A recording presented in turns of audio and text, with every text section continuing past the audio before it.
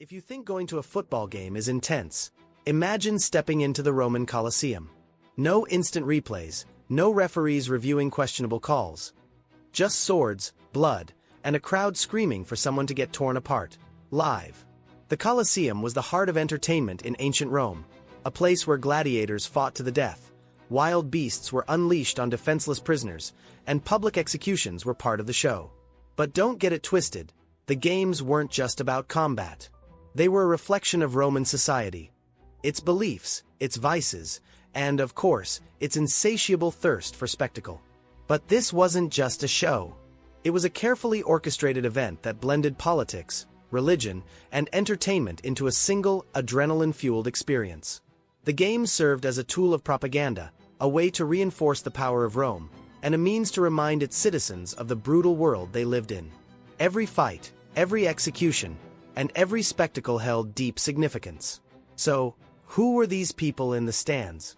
What did they see, feel, and believe? Did they truly think the gods were influencing the fights? How did the atmosphere, the rituals, and the social hierarchy of the Colosseum shape this terrifying, fascinating spectacle?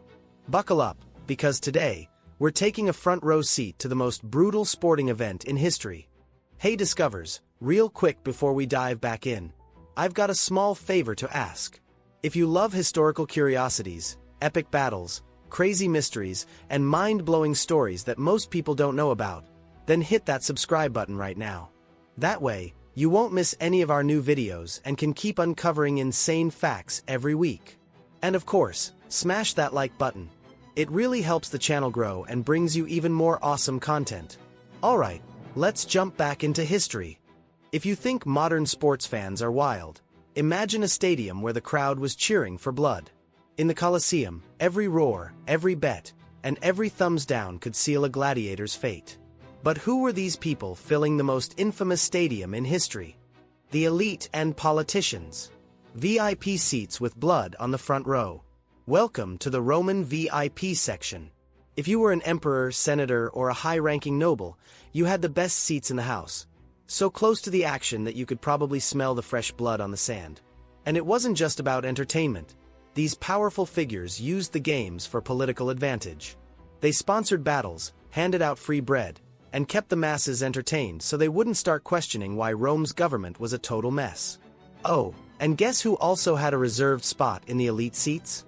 The Vestal Virgins, sacred priestesses who were supposed to remain pure and untouched. Ironically, they were watching one of the most brutal spectacles ever. The commoners, the loudest fans in Rome. Now, let's move up the stands and meet the real energy of the Colosseum, the plebs. These guys lived for the games, screaming their lungs out and choosing their favorite gladiators like modern-day sports fans. Some even formed fan clubs for their favorite warriors, chanting their names and placing bets on their fights. Yep, gambling was a huge part of the experience. People bet everything they had, and if they lost, well, they were going home hungry. Oh, and the best part. Tickets were free. The Roman government paid for the games because they knew keeping people entertained was the best way to prevent riots. Bread and circuses. Baby. Women and slaves.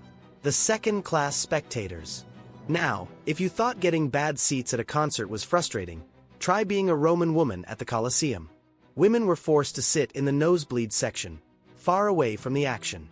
But that didn't stop them from falling in love with gladiators and even sending them love letters like they were rock stars. As for slaves and prisoners, yeah, they weren't in the audience. They were in the arena, waiting for their turn to fight, or to be ripped apart by wild animals. For them, the Colosseum wasn't entertainment. It was a death sentence. Imagine stepping into the biggest stadium of the ancient world. 50,000 people losing their minds, cheers echoing everywhere, and the smell of sweat, blood, and wild animals filling the air. Welcome to the Colosseum, where the concept of an immersive experience was taken to a whole new level. The first thing that hit you wasn't just the sight, it was the sound. The crowd was deafening, either cheering, booing, or screaming for a kill. If a popular gladiator entered the arena, the entire Colosseum erupted like a modern stadium during the Super Bowl. But if that same warrior collapsed on the sand, the crowd went dead silent for a second, and then roared again, demanding the emperor's verdict.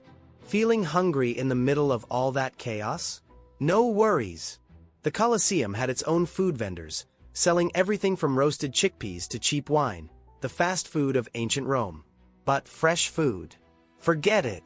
The smell of snacks was mixed with sweat, rotting bodies, and exotic animals. And speaking of bad smells, Romans weren't exactly known for bathing daily. Now imagine 50,000 unwashed people, packed together under the scorching sun, with zero deodorant. Mix that with the stench of blood from dying gladiators and rotting animal corpses, and you've got an experience that's as memorable as it is nauseating. Modern stadiums may be chaotic, but they don't have lions escaping their cages, crowds demanding live executions, or trapdoors opening to release surprise death traps. The Colosseum wasn't just a stadium, it was a deadly, full-scale production.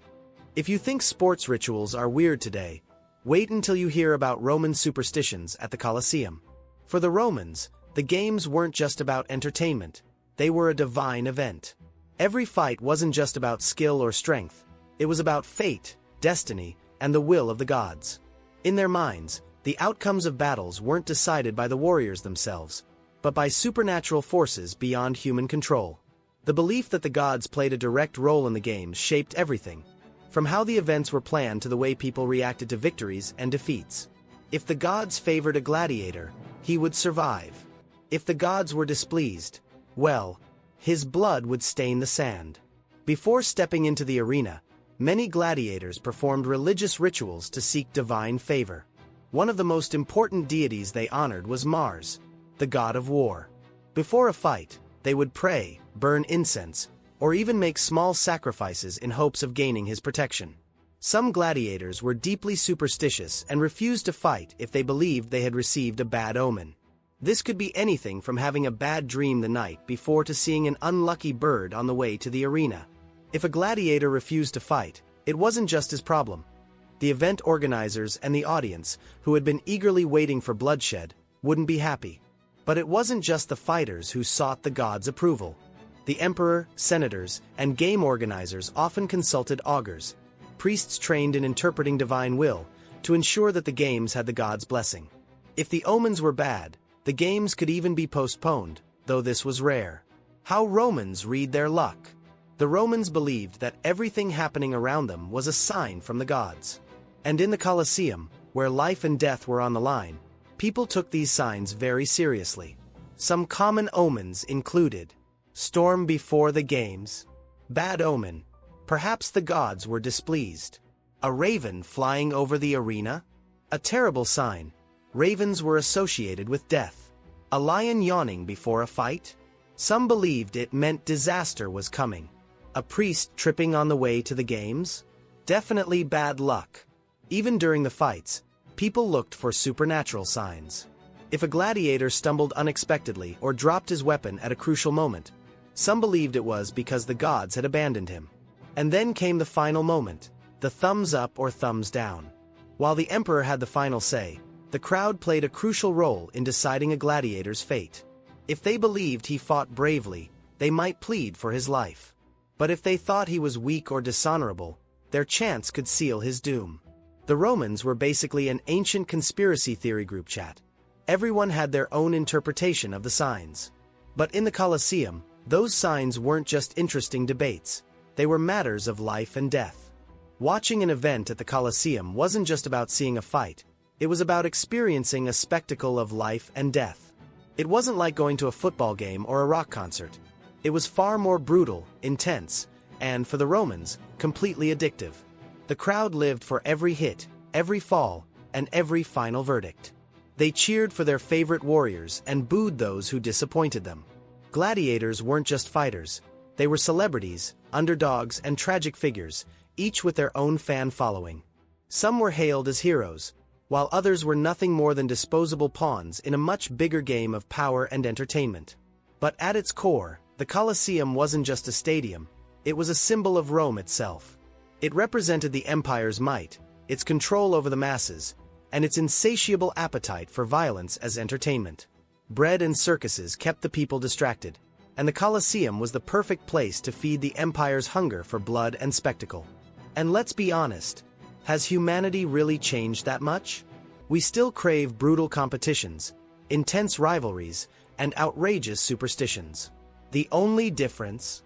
Our arenas have evolved, but the thrill remains. So, if you love uncovering the shocking, bizarre, and fascinating stories of history, don't forget to subscribe to the channel and join us for more. Who knows what other hidden tales of the past are waiting to be revealed?